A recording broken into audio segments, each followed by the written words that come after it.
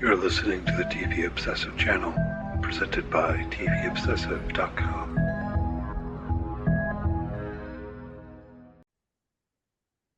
Hello and welcome back to episode 77 of the TV Obsessive podcast. My name is Ryan Kirksey. I am a writer and contributor for TVObsessive.com, and once again joined by Cameron Crane, executive editor for the site. It's the day after Thanksgiving. First of all, how was your Thanksgiving? Second of all, how do you feel about your football team directly causing a coach to be fired? I mean, think of his family, Cameron. What are we doing here?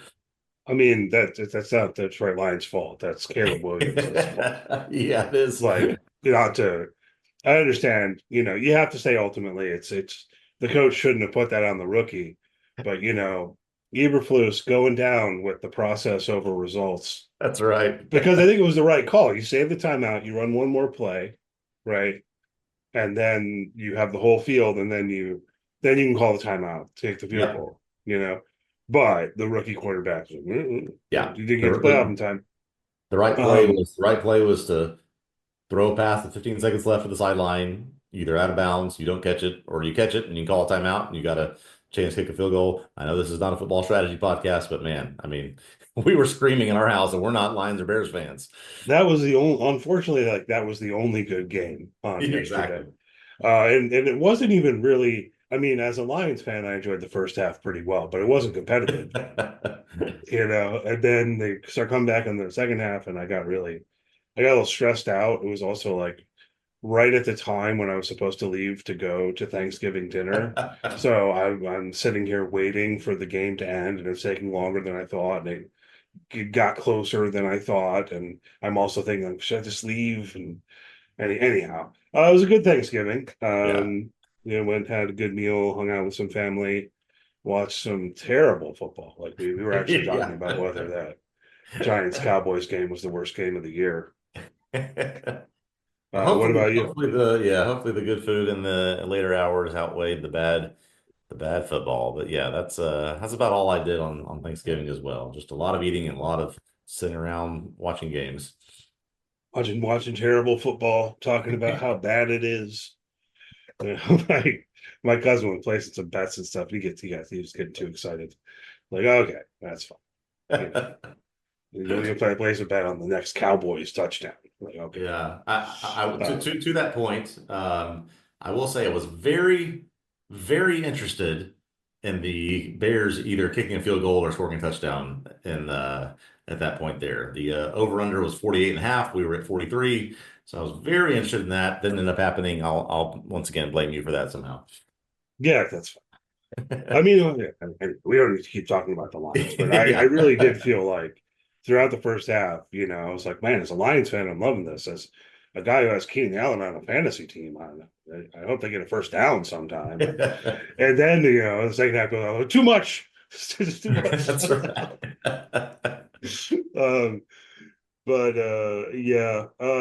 Beyond that, I don't know if I have confessed to you that I have not to this point watched the most recent season of Stranger Things. Okay, so you put this on our notes. I did not know if this meant you had not watched Stranger Things altogether or the most recent season. Just the most recent season. We've talked about Stranger Things before. We've talked about the new season being delayed. And we've hit on stuff, and there was some, I don't know, teaser information recently. And I don't know. I might not have mentioned that. So I had the most recent. I know I watched it when it came out, and I was up to date. And the most recent season that came out, I didn't find time to watch it when it came out, and also I'm still of the opinion that the episodes are too long.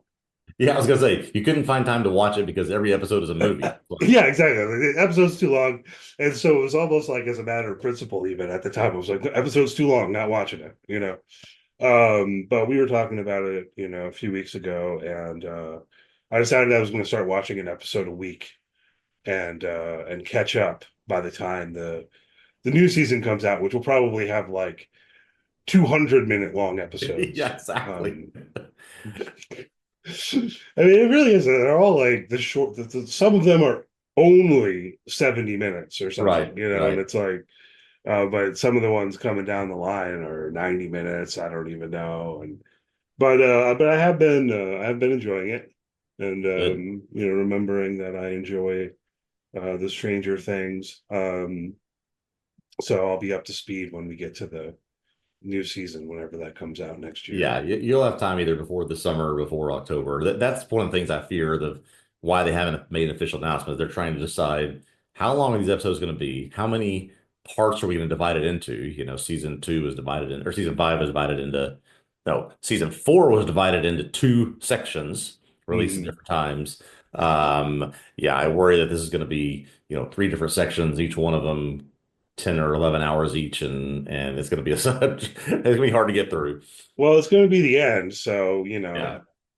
can't complain too much. I'm sure. Well, I'm not sure, but I'm fairly confident that they will split it into 2 parts. I'd be surprised if they don't.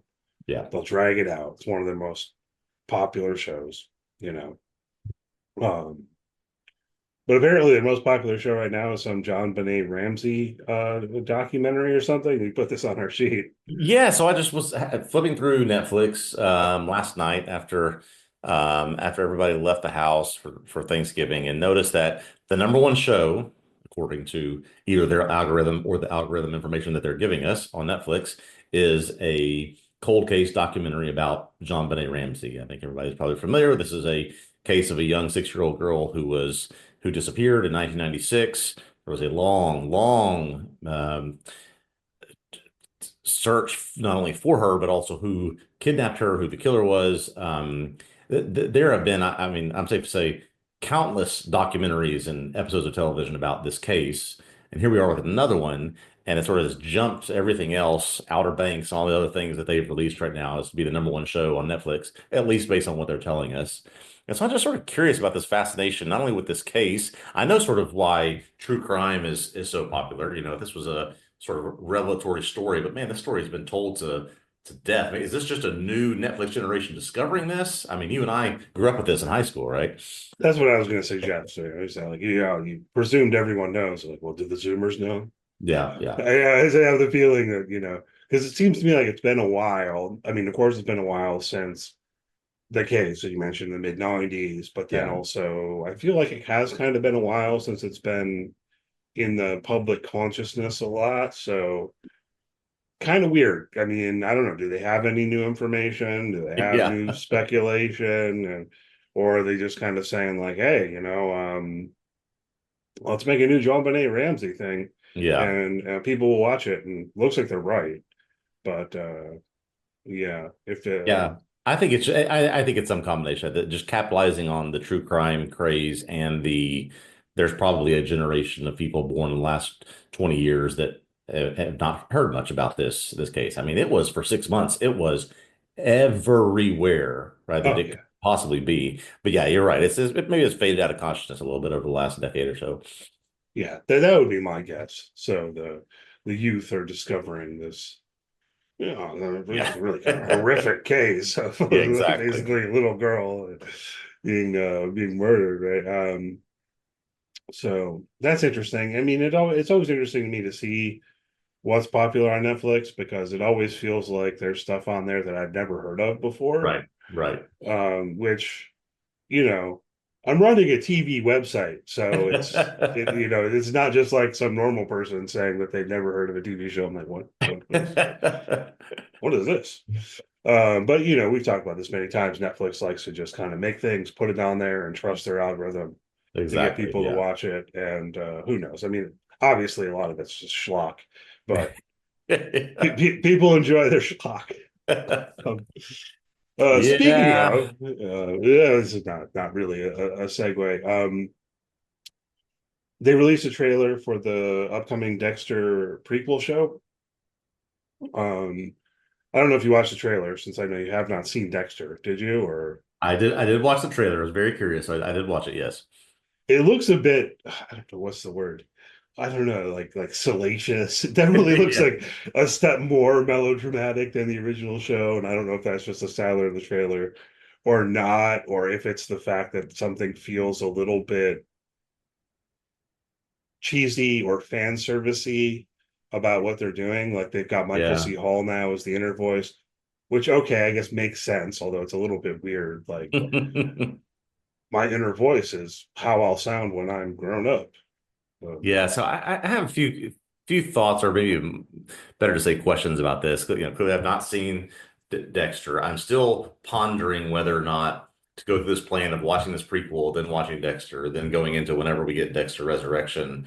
I think the complication of that plan is, do we know how many seasons of this Dexter prequel show we're going to get? We clearly don't. And do I need to make it all the way through the prequel before going into the show? So this is still sort of work in progress for me. But I seem to remember Dexter. It's not like Dexter came out 5 years ago. This show came out a long time ago. Was So it? this guy, I don't know, he doesn't look like he's 18 years old. But how much time do we believe has passed in between this prequel and the Dexter show? Both, I went back and looked at Dexter when the show started. They both look like they're kind of similar age at this point. So I just don't know how the timeline works out. I think that so the original Dexter, yeah, I mean I'd have to double check the date, but it must have been 15, maybe more like 20 years Yeah. since the original Dexter premiered.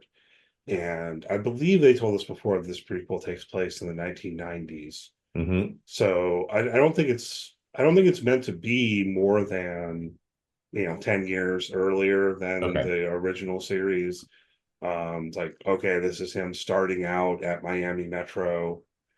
Um, I don't know if you should go through with your plan because it kind of seemed to me like there were spoilers in this trailer. Yeah, and I have no idea what they are, and that's fine. So, yeah, I'm rethinking it. Maybe I should just do the original show and then go back to this for Yeah, this it might part. be a better way to go. The original shows, I I think it's quite good. We've Yeah. talked about this before. It's like, at what point does it tick down from very good, and at what point does it become terrible? And there are disagreements about this, but almost everyone agrees that it becomes terrible by the time you reach the end Yeah, of, yeah. of season 8. But yeah, a lot of this did feel, I enjoyed the trailer, but yeah, a lot of it did feel like, oh, that does kind of look like Angel Batista, like it was, because they got younger versions of all these characters from the show, and Right. then Sarah Michelle Gellar for some reason. Um, so I don't know, kind of looking forward to Props to checking Christian it out. Slater. Props to Christian Slater's 1990s suits. They look quite authentic. That was well done by the costume department, at least. That's my other piece of feedback from the trailer. Yeah, man, Christian Slater, he never grew out of the 90s. That's Come right. on, just think about it. Another trailer. We talked about Squid Game season 2 quite a bit. This one has significantly more to it than Oof. previous things.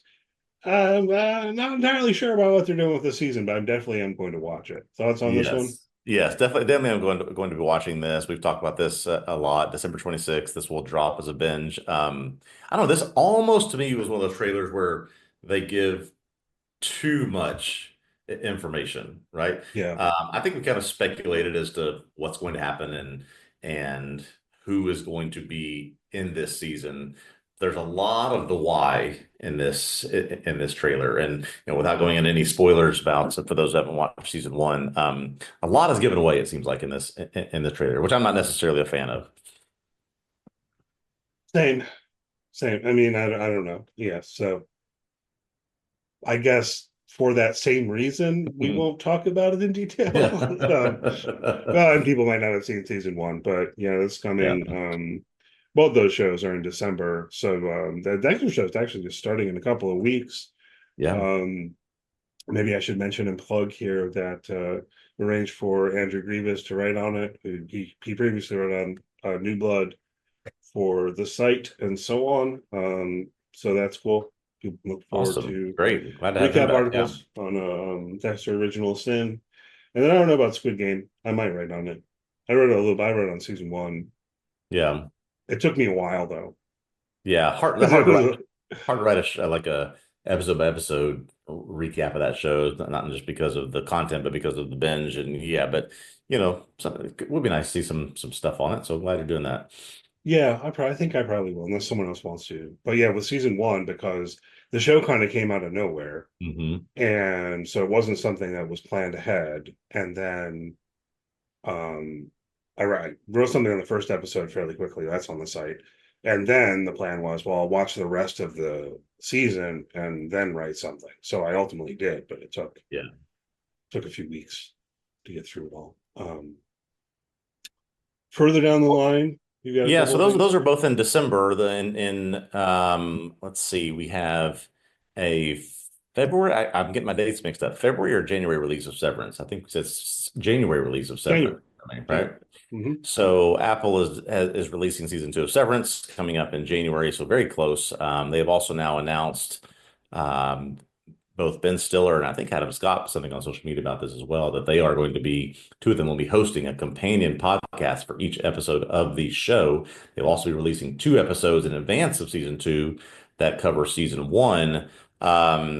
So yeah, we're gonna have some competition, Cameron. I mean, maybe they can keep up Yeah. with us, maybe they can't. We'll see. I'll certainly be checking this out. Clearly, the creator and the star of this show, but this is great. Looks like it's going to really dive deep into the world of Severance and some of the characters and interviews, and this should be exciting to check out. Yeah, it should be interesting. I mean, I imagine that they will be giving maybe some little behind the scenes tidbits, Yeah. or who knows exactly what. Um, we're of course planning on covering season 2 episode by episode on this podcast. I mean, it'll just be in a meaningfully different way. I don't imagine Ben Stiller and Adam Scott getting on there and like interpreting the show and speculating about what's going Yeah. on week to week. They know. That would be very hard to Uh, separate. Yeah. yeah. So that'll be interesting, and that's cool. And Ben Stiller, this is kind of cool. Still talking about podcasts. So Ben Stiller has taken to Blue Sky recently, as many have, and discovered there's this podcast I still have not checked out, which I should.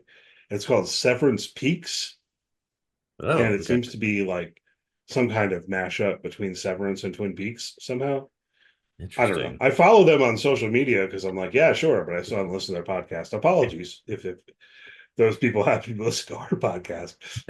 I'll check it out eventually. Anyway, I thought it was just really cool that Ben Stiller actually plugged their podcast on like Jimmy Fallon the other night. Oh, Um, okay. Okay. I didn't see that. so maybe down the line we can get him to plug our podcast. Yeah, right. Come on, Well, Ben, go I Knicks.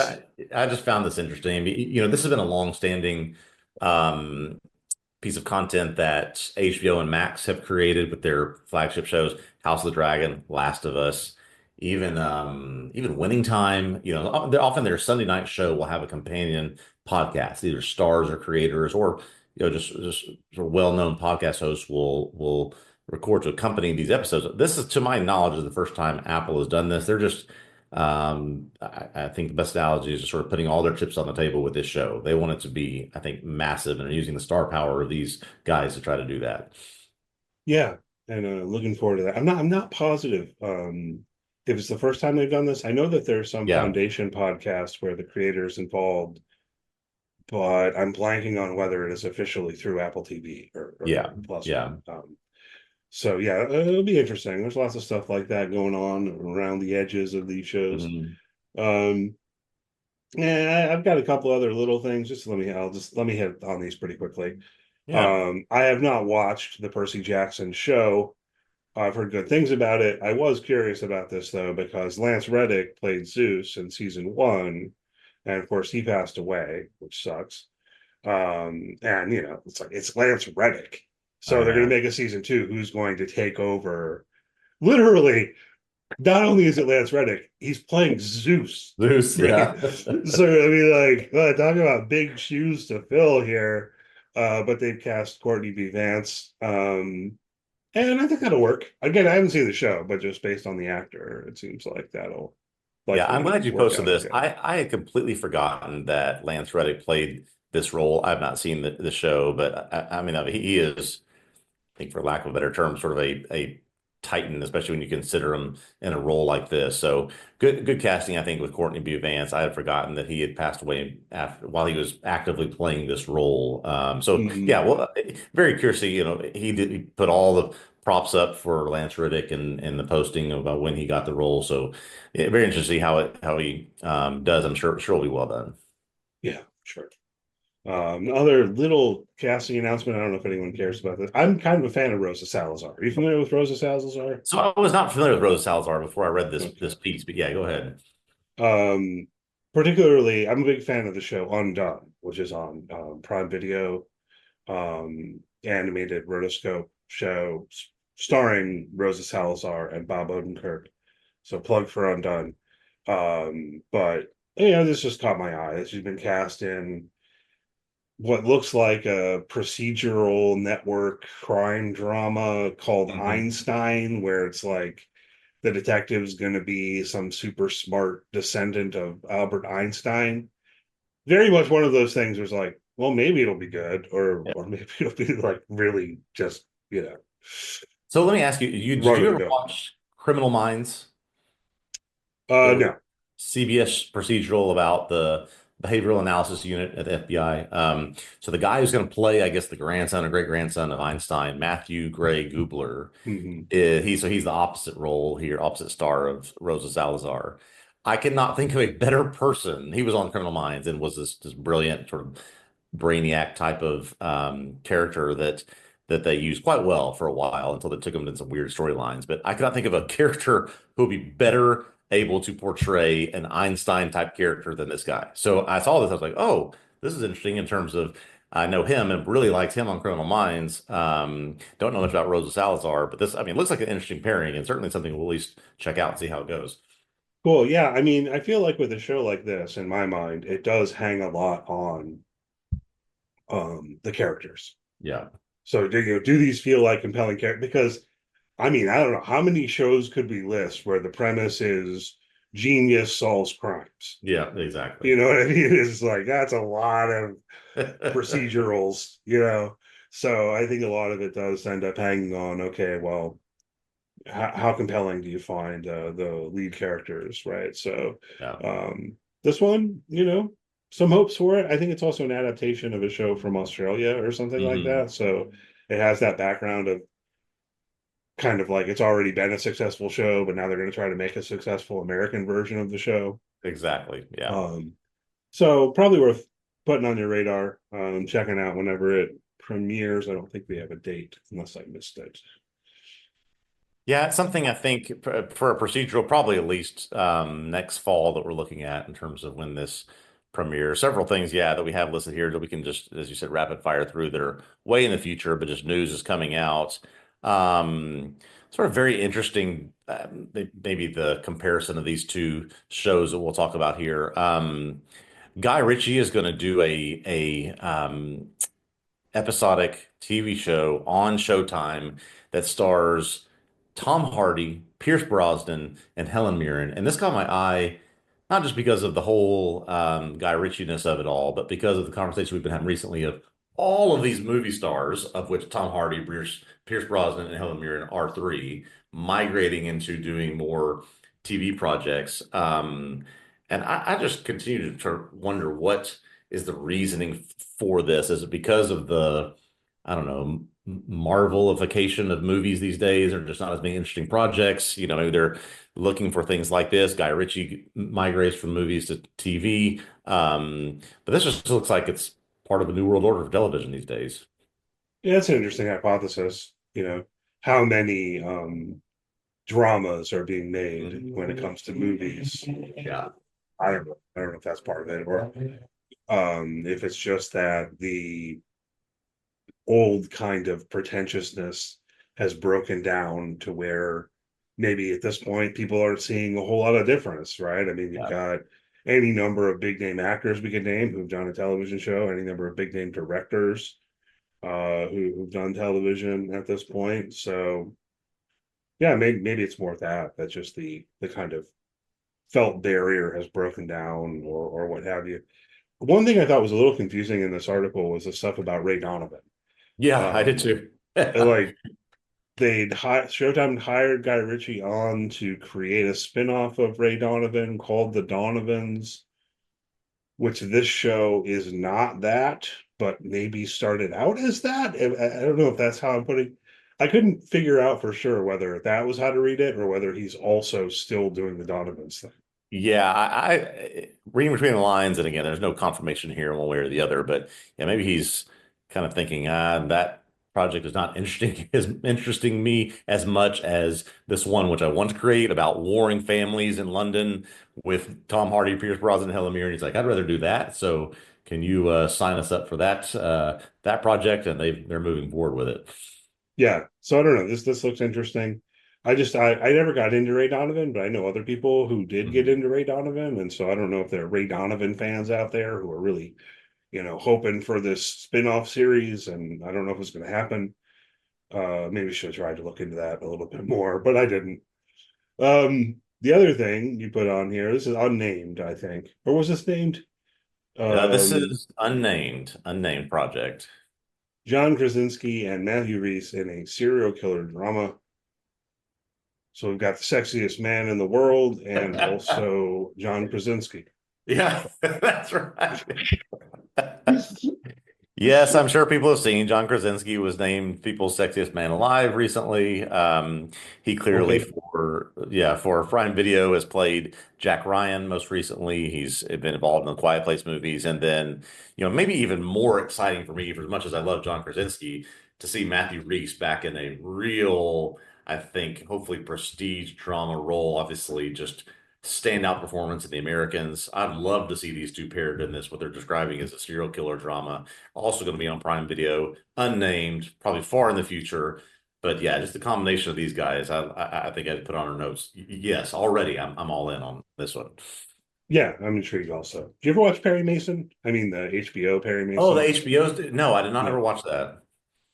It was interesting. I never watched the second season, and then I felt really bad because they canceled it. They canceled it. Yeah. I watched the first season, I wrote on the first season.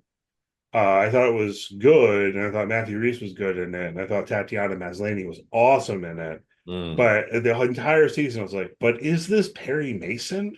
Yeah. And um, I heard good things about season two. Didn't have time for it, and then they canceled it, and it still just kind of sat there on the back burner. Like at some point, I should watch season two, Yeah. but they canceled it. So, um, but Matthew Rhys was quite good in it. At least I can say that. Yeah. Oh, I may have misspoke earlier. This hints that there is something.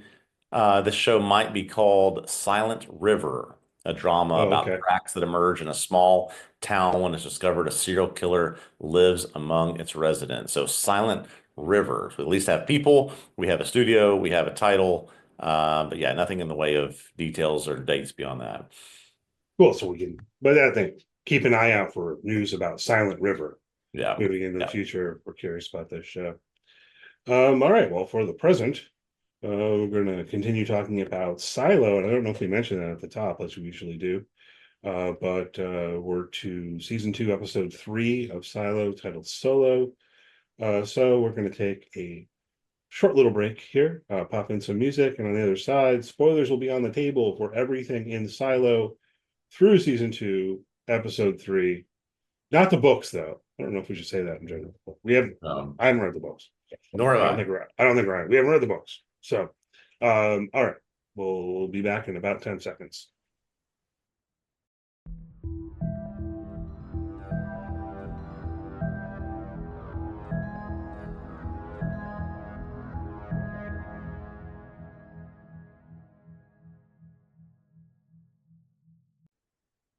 Okay, we are back to talk about Silo, Season 2, Episode 3, titled Solo. This episode was written by Cassie Pappas and directed by Arik Avellino. Silo, as we mentioned, taken from a series of short stories turned into books by Hugh Howey. As we start Episode 3, the man that Juliet met in the new Silo in Episode 1 says his name is Solo, that they are in Silo 17, and that there are 50 total silos that exist.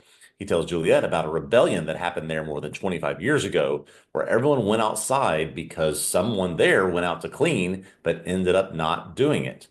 Realizing that's exactly the situation she's in, Juliet starts planning on how to get back to her silo, Silo 18, and decides to try and find a firefighter suit, which she can get ready to go into the outside. Solo at first refuses to help her. He refuses to leave the vault, but eventually he does come out at the end of the episode ready to work with her. Meanwhile, back in Silo 18, a man named Teddy is arrested for the graffiti in the Down Deep. Shirley, in Mechanical, tries to get a group of her people to demand Teddy's release after offering the Juliet conspirator prisoner Patrick some memory loss drugs. Sims convinces Patrick to firebomb the protest, which kills the young mechanic named Cooper. Meanwhile, Dr. Nichols goes against protocol and removes a woman's birth control when she wins the birthing lottery. Bernard and Meadows share some intimate moments with some measuring tape. Here we are with tape again, Cameron. And Sheriff Billings interviews witnesses about Juliet's arrest, finding out that she might not have said she wanted to go outside and clean. Episode 3 is the first time we have a episode with both silos, action happening in both locations. Did that work for you here after sort of 1 in 17 and 1 in 18? Did you enjoy sort of the back and forth, or wish we'd spent more time with each? I did like the back and forth. Two very minor quibbles with your summary, Ryan. Apologies Let's that have I it. mentioned this before we started recording. I didn't read it carefully enough. The first one's really, really minor. The way you put it made it sound like the firebomb or Molotov cocktail killed Cooper. You know that's not what happened, right? Yeah. He threw it, and then the guard shot Patrick and Cooper, and that was like part of Sims's plan. The other one, just because this is maybe more interesting, but because I feel like everything in this show is in question. Solo tells Juliet about the rebellion. Yes. That it happened more than 25 years ago is something we would be piecing together from what Bernard tells Meadows. Solo doesn't say it was 25 years ago. This is right. Yes, that's correct. I don't know if that's significant. Again, I mentioned before my little theories about like maybe they haven't actually been in there that long. Yeah. Maybe that rebellion just happened recently, It does. Because look, Bernard could be lying. He's a lying liar.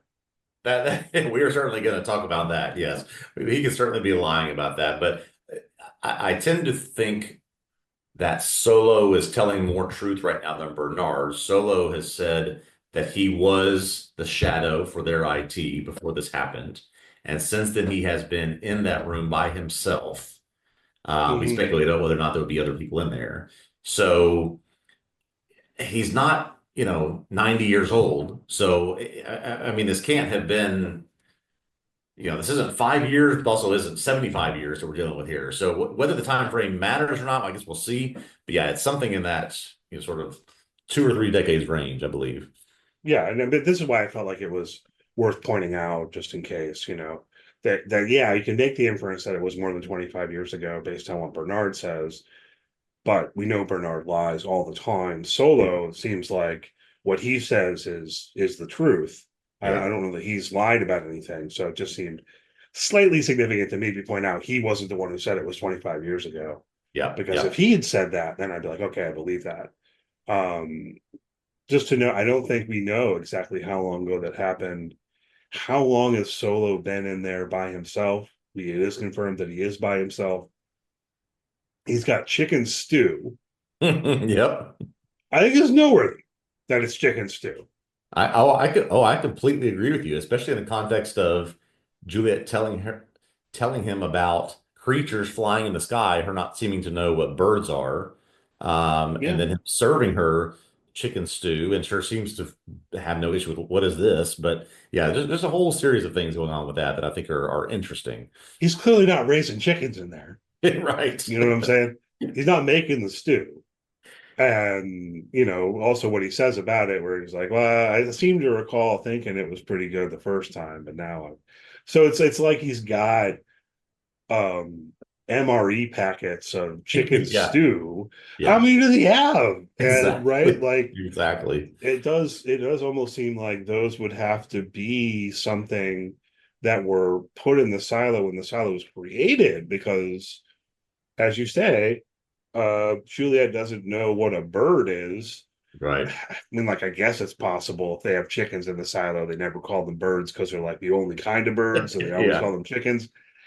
I'm kind of doubting that. So yeah, the fact that it's chicken stew, as opposed to what else could it have been? Soybean paste or something, right. You know what I mean? But it's not. No, but the idea of paste, it's chicken stew. The idea of MREs is an interesting thought because, it's like, I guess, are we to presume that their vault and the Silo 18 vault is like that's their doomsday, room that, they're ready for anything there. If something should happen and they're forced to live even more underground for a period of time, clearly, as you said, that's what it seems like. Yeah, but then it's weird too. So Solo says that he was told by Russell, right? So we can piece things together. Russell was the head of IT.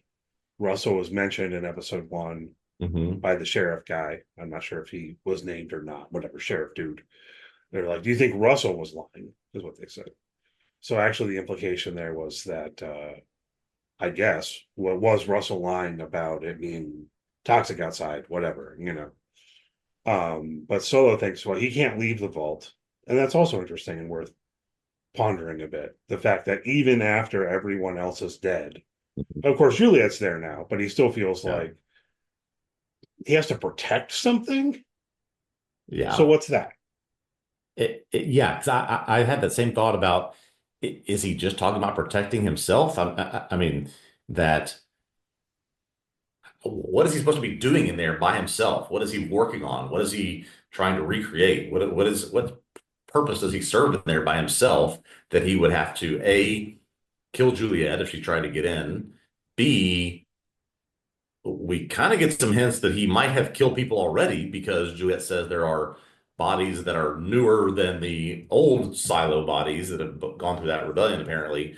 So yeah, there's just we need to step foot inside that vault, see what's actually going on in there, if that's even important.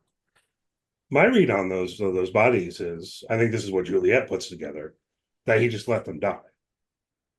Not that he killed them, but that he was so insistent that he would not open the door, that even though there were other people who were still in the silo who did not go outside, they're still trying to get into the vault. They don't have any food or anything like that. Yeah. And so eventually they starve to death or, whatever it is, and that he was unmoved by their suffering and still wouldn't let them in. So if that's the case, though, if let's just say the rebellion happened 20 years ago, 25 years ago, whatever.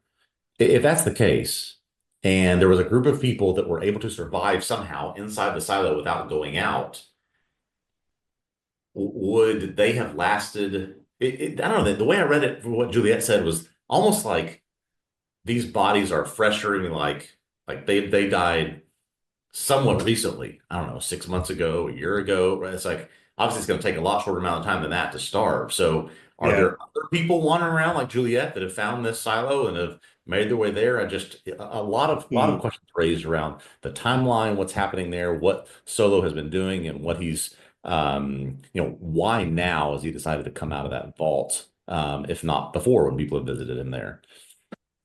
Yeah, that's interesting. I guess that's why I was presuming that those dead bodies were people from that silo, from Silo 17. Yeah.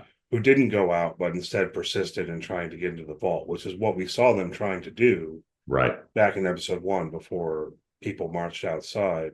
So why are they trying to get in there is also, tied up in this.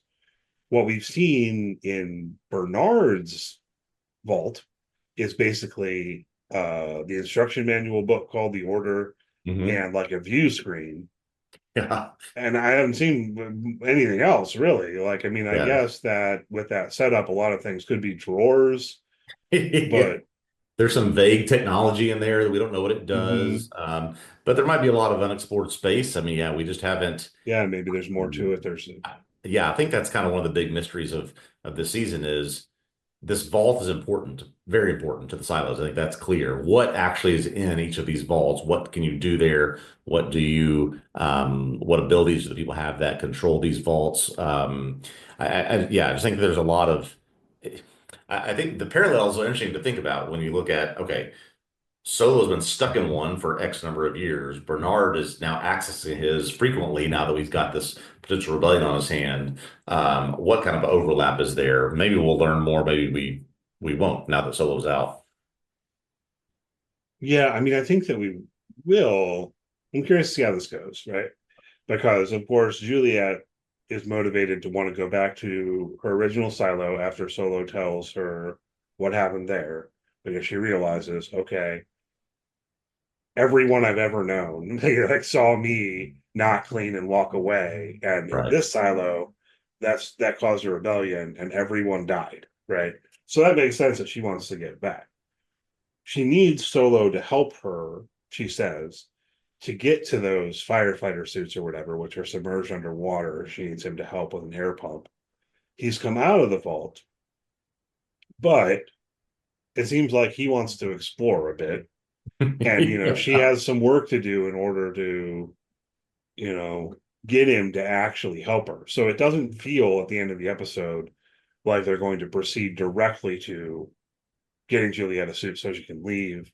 And so I'm still thinking, whole season, it might be the whole season kind of thing with Juliet in that silo still, even if in narrative terms only a couple of days pass. Yeah, I think that's a very fair assumption to make. We'll see if that happens or not. And maybe I was just a little bit confused. I thought, and I wrote this in the piece I posted today, that I thought Steve Zahn, even before we see him come out of the vault, was just incredible in this episode. Just the way he's modified his voice, his emotion, his inflection, I think was great. And in the moment that we see him, he sort of got this awe and wonder of the massive amount of space in the silo and all that's there. I guess I was also a bit confused by that because, okay, if you were a shadow of IT, you clearly were up and down this whole silo before the rebellion happened. Did you forget? Is it just because it's been so long since you've seen all these things? I was a bit confused by that. And, sort of to your point, if we start exploring that side of things, like, why do we have to? I mean, yeah, he's been locked away in a room for years, but it's not like he hasn't seen the silo before. Or is it?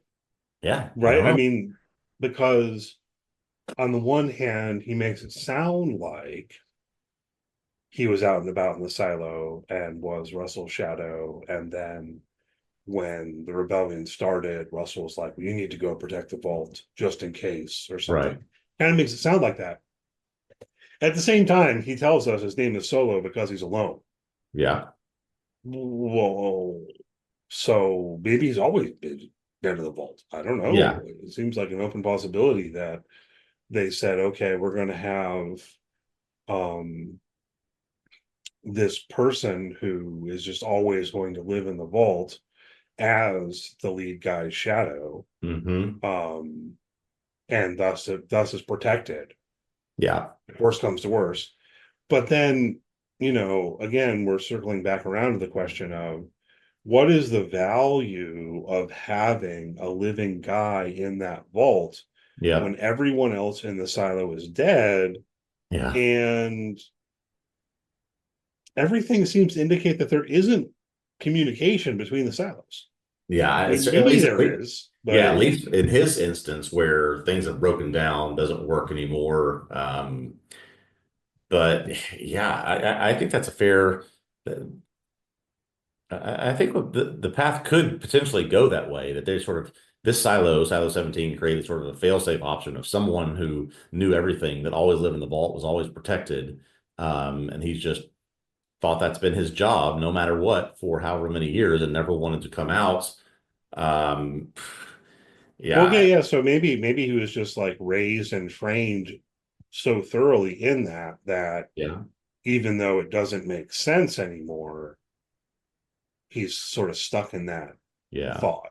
Maybe and is that's that what it is. and is that the standard pattern transitioning over to what's happening in 18? Is that the standard pattern? Therefore, some kind of life that could have led Meadows to becoming this alcoholic who no longer could cut his shadow, so she couldn't do that anymore. We don't know enough at this point. It certainly feels different. I mean, Yeah. at least insofar as I've taken it to the level where I've started speculating that Solo was like raised inside of that vault from the time he was a baby. Yeah. There's no indication they're doing that in Silo 18. Right. One thing I want to be sure to hit on here with the stuff that Solo says before we get back to Silo 18 at some point.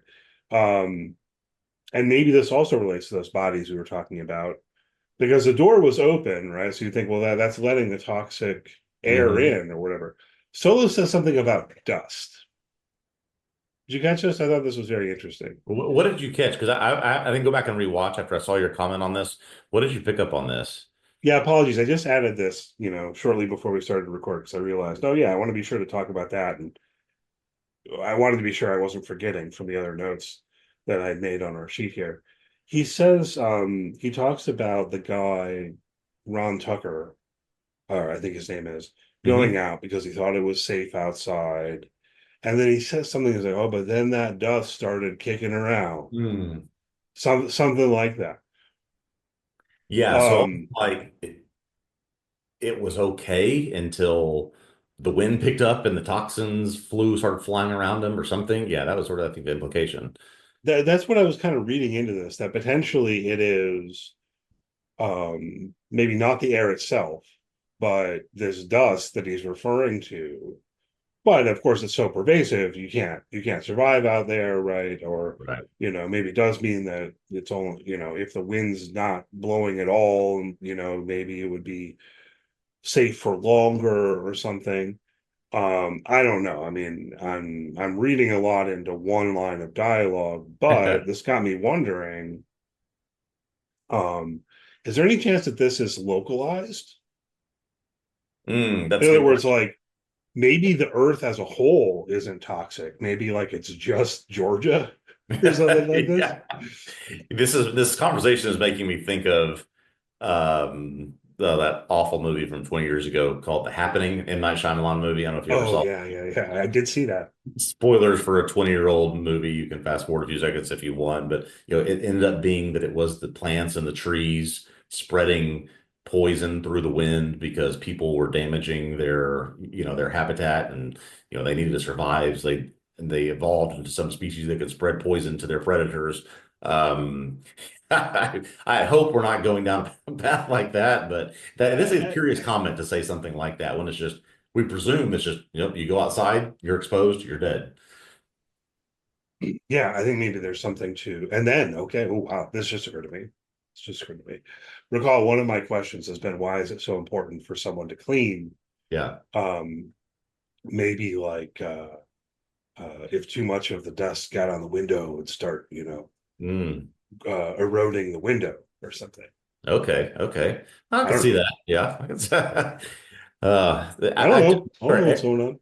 more and more questions that we ask in the analysis of this show, the more and more I want to read the books. It's just like there's got to. I'm just so curious what the answers are to some of these questions, and I doubt obviously this is a page for page, word for word comparison on this show, but I just find myself compelled by some of the mysteries. I think that they're exposing a lot of them right now. I think there's a lot of loose ends to tie up, but it's all making me very curious of where it's going to go. I'll just say that much. Yeah, well, of course you're free to read the books, but Yeah, if you do read I the know. books, our conversations are it's gonna like have a little level of difficulty in there where you'd be Yeah, like, well, I yeah, know yeah. the answer, but I can't say. And there is some stuff out there I've encountered like that from, people um analyzing the show who have read the books, Yeah, but they're withholding, and that's fine. You can make it yeah. work. I have gathered from that Meadows is not in the books, which I is kind of think that's interesting. right. I think that's right. That is a new Um, character. Yes. that this whole new character and what they're doing with her, I think is really intriguing. That she wants to go outside now, and Yeah. Bernard's supposed to have a suit made for her, which in your recap article you speculated that that suit's going to be faulty. Yeah. Well, I mean, why would we trust Bernard to create her a suit that works when she wants to leave that place? I just have no He's reason to believe that that would be the case. But what does she know? Why does she want to leave? And what is that video she's watching? Yeah. I will say, I thought for about 3 or 4 seconds when that first kicked on that she was watching old home video footage of herself or her Oh yeah, family. I kept thinking that too. That I was going to put it out there at least. And Go then ahead, it's kind of, continue. well, okay, I mean, obviously there's different families it's showing, and so it's clearly not her. But yeah, what does she know? Again, we've discussed timeline, we've discussed what happened, when it happened. Does she remember a past life of some kind? I don't think I'm there with what we see with the footage, but it can't be ruled out, I guess, completely. That's yeah. That it can't be ruled out is where I'm at with it. I'm not endorsing what I'm about to say, but let's follow it out a little bit. Like, is that her as a kid on the video? Can we rule that out? I'm not entirely sure we can. You know, I've speculated before about this possibility that maybe they haven't been in the silo nearly as long as they say they Right. have been. Right. And then there's this other bit that Sim mentions they've got memory erasing drugs. I mean, of Yes. course, there's also a question of whether we believe Sim's there. That's not Yeah. it's not confirmed. We don't know that that's true just Yeah. because Sim said it, but he does say it. So if they do have drugs that can erase memories, then I think you could at least see a way in which it could be possible that the people in the silo are the first generation to ever be in the silo, and that Meadows knows that, and that she is Yes. watching footage of herself as a little girl. Yeah. This whole, I mean, I hate to use words like game changer and things like that, but when you are dealing with a society of people who claim don't remember beyond a certain time, and we don't know about things that happened in the past, and relics or contraband, and we talk about things that happened before the lifetimes of anyone who's alive, it almost makes you think, how can you not speculate that this drug has somehow been used at will against anyone and everyone to make them think something has happened? And maybe the Meadows thing is she is not that she's immune, but she's been not been exposed to it. I just it raises a whole nother level of questions here. Right. Yeah. So I don't know. On the other hand, so let's briefly talk through what happens with Sims, right? Hmm. Because he tells Patrick Murphy that they have the memory erasing drugs Yep. and makes a deal that they're going to erase his memory Yep. back to before he even met his wife, is what they say, right? And I mean, I guess in a very cynical mood, you could say that Sims keeps his end of the bargain by getting the man killed. But that's what happens, right? So when it comes down to it, they don't give Patrick Murphy drugs that erase his memory.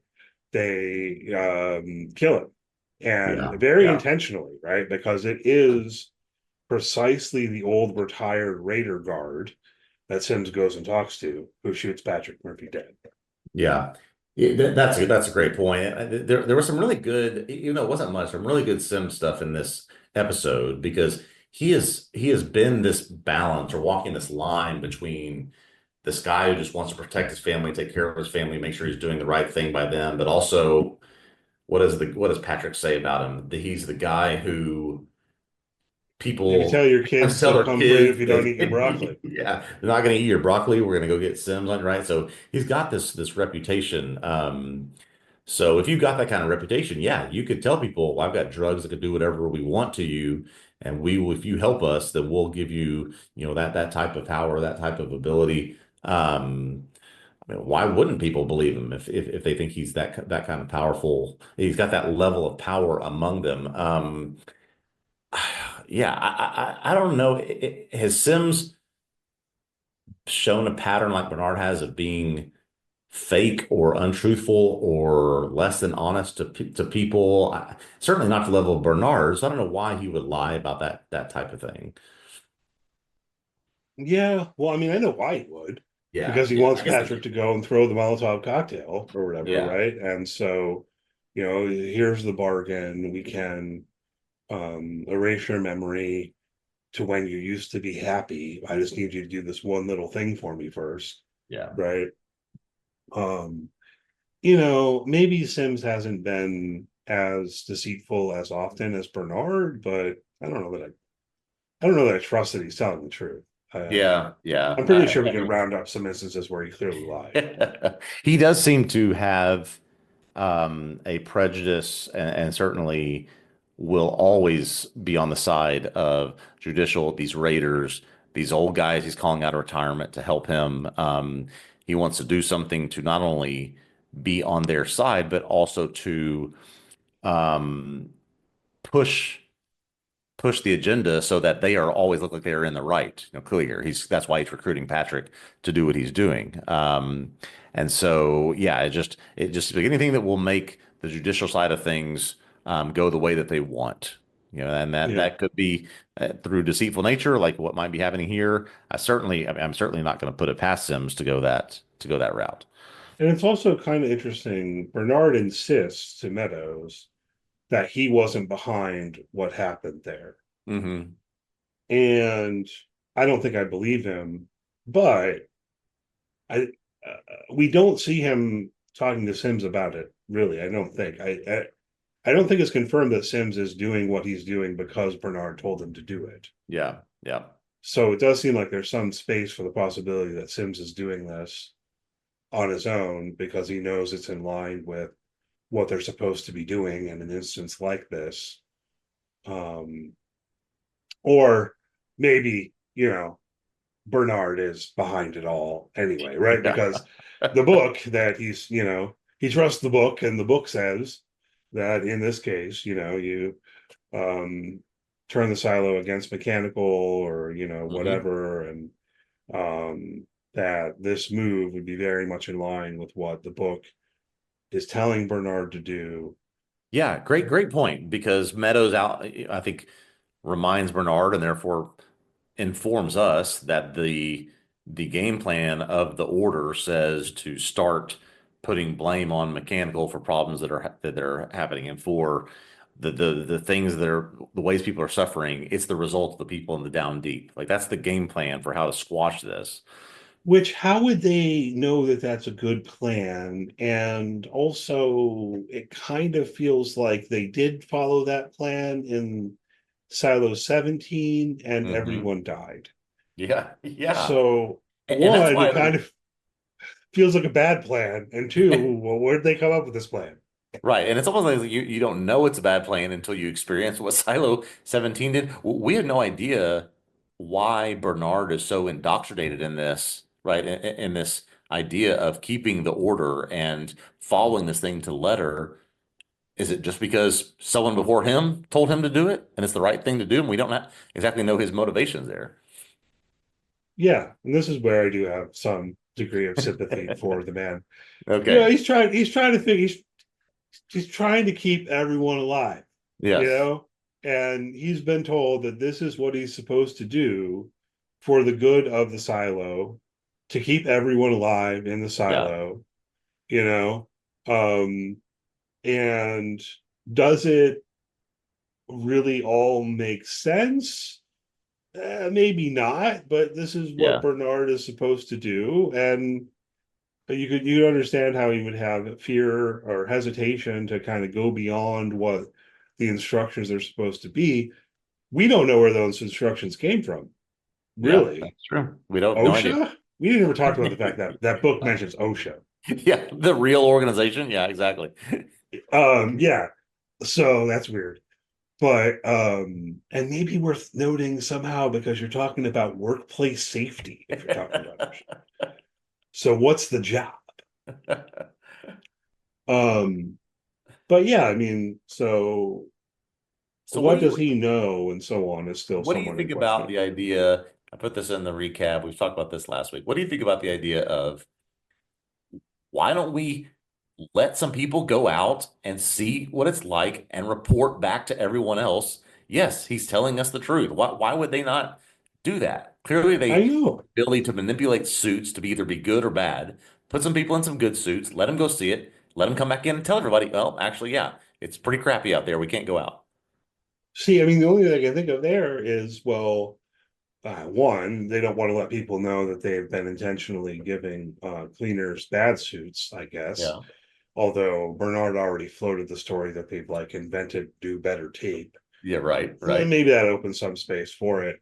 But two, that would undermine the whole plan with getting people to clean moving into the future.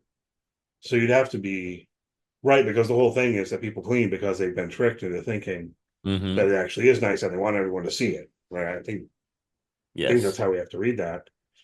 I've always thought that was a little weird. Anyway, so well, when it comes down to it, I agree with you because rationally, this would make sense to me. It is in fact unsafe outside. Right. People are questioning that. Well, we can give more verification than the window from the cafeteria. Yep. We could say, okay, who do these people trust? As you say, let one or two people go out. Yep. Bernard could continue his story about how they just invented new, better tape Yep. so that a couple people could go out, safely see that it's toxic outside, And then moving into the future, if it is important to clean the window, have people go out in good suits and clean the window, right? And you could even keep in place the punishment of killing people by making them go outside. Yeah. Right. So, yeah, I mean, There is why one not day. do That's right. All of this. And again, I credit to you for bringing this up to us last week.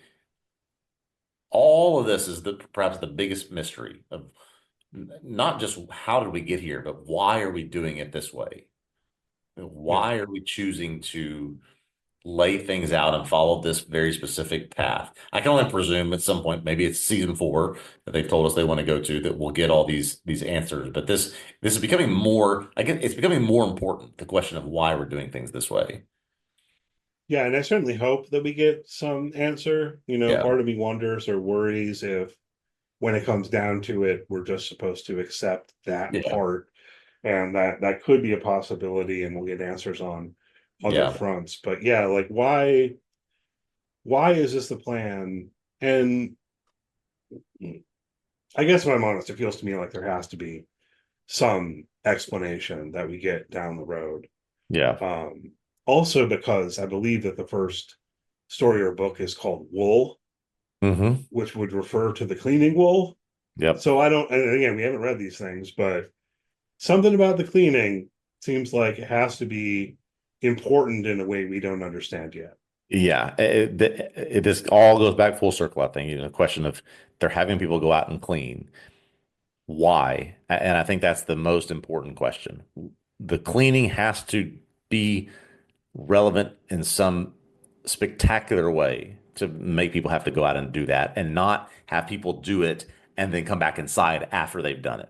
So what is that mystery? What will be uncovered there? That's probably the biggest question that we have to answer. A lot of things will unfold from there. Yeah, but so circling back to where you started, I'm enjoying this season probably more than season 1. I mean, I think it's just kind of flowing better. It's keeping me engaged a little bit better. There were some points in season 1 that I did feel dragged a little bit, where it was just kind of clear this is all we're doing in this episode, but for some reason it's always going to be 45, 50 minutes long. I think going back and forth works well. I like the structure. We'll see if that continues throughout the entire season, or I mean, this is another question. Meadows wants to go out. What if she does? Like, what if Bernard actually does give her a decent suit?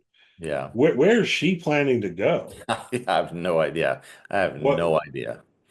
What does she know, and where would she be? And one thing that I think could be very interesting, because of course, one possibility is she wants to go and look for Juliet, and like she comes out and ends up in the other silo. They could go that way. What if she knows about that city? And what if she knows some things about that city and wants to put a suit on and truck it to that city, and we get an entry into what's going on there? Yeah. That could be cool. And I think there's also, we have to consider, again, without knowing the how and the why and what put us here, why we're here. Solo talks about there are 4 silos that are right next to each other, 15, 16, 17, 18. Okay. When we saw Juliet look out, we saw more than 4 silos, way more than 4 silos. So 50 silos is going to take up a large area of space, but it's not like it's going to take up the size of a whole city, right? So what's beyond 50 silos? The city that we see in Rebels in the distance. What's about beyond that, right? With this, like you said, about this being localized. Does she know something that's beyond the silos and beyond that city that she can get that life she's hoping for? This is, I think, might be the most compelling thing about allowing Meadows to go out and we explore that. I don't think Bernard is going to, but who knows? Yeah, but all I'm saying is narratively, I hope that he does for real, and that some interesting things come of that, and that it's not just like, well, she goes out and then just dies. So I'm hopeful, because I think the story is more interesting if she actually gets out and goes somewhere. Whereas I would have to admit that you're right with everything we know about Bernard. Why are you going to trust him to give you a good working suit? But maybe he will. Don't worry. I'll go make it for you. It'll be fine. Yeah, don't worry. Like maybe he loves her and he's just going to do it. You know, I don't know. Well, I've seen people speculating. Was there romance in their past? I don't know. I don't know if it matters.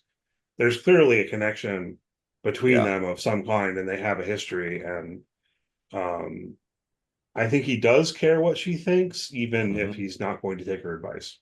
Right. Yeah, I completely agree. All right. Anything else we want to hit on here before we wrap up? No, that's great. Really good discussion. Good episode to break down some of these things.